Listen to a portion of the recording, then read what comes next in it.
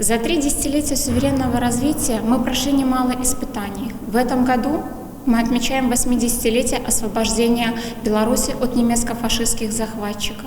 Мы помним, как дорого стоит мирное небо над головой.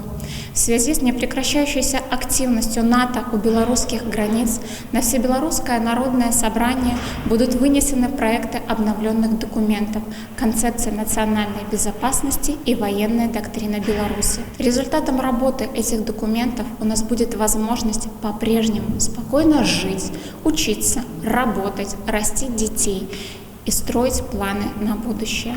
Мы сделаем это вместе, поскольку вместе мы несокрушимая сила.